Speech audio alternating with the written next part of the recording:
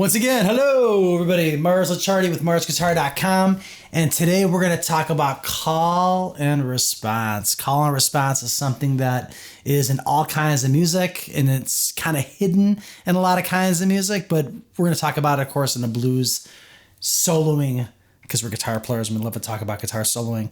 We're going to talk about it in terms of creating a main motif in your phrasing and in your soloing. A lot of times, and we're all guilty of this, all guitar players are guilty of playing licks and tricks and doing fast, crazy speed things, and we all love doing them, and generally everybody, hate to say it, but as the joke goes, all the first note and the last note are for the audience, the other middle notes in the center are for the other guitar players. So your audience will only really care about if you come in with the right note and you leave with the right note.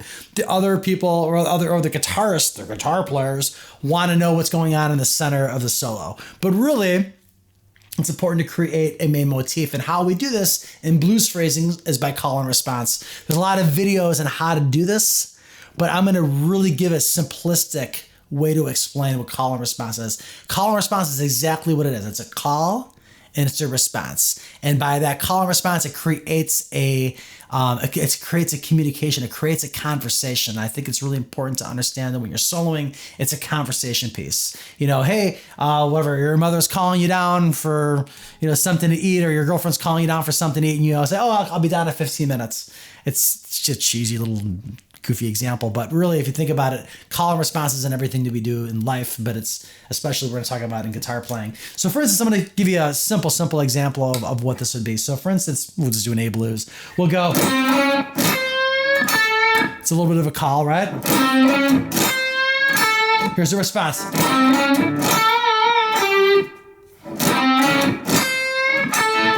Here's a call, here's a response.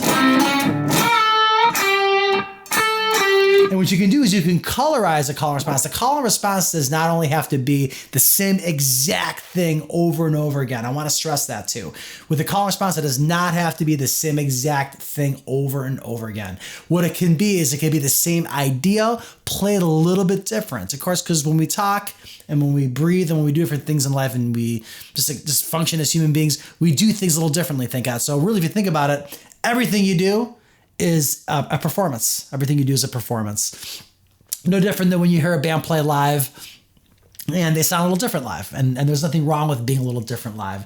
There's a spontaneity, there's a beauty to something when it's played live. So what I also want to stress though too is it doesn't have to be the mundane task of playing the same melody exactly the same way over and over again. It could be that idea played a little bit different. So it's still a call and response, and it's still a main motif. It's still a motif that's creating a song. And a lot of times we forget that when we're playing a blues or we're doing something in our solo, we are creating a song within a song.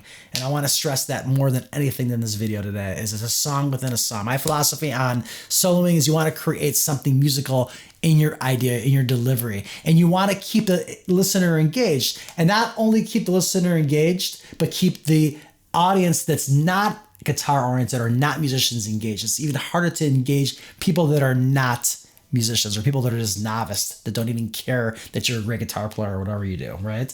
But they want to be engaged with the song. So for instance, we'll give you one more example. Same idea. I'm going to kind of embellish on the call and response in an A blues. Really, really simple for you beginners. So here we go. Here's your call. Here's your response. But I can color that response and that call a little differently. For instance, here we go.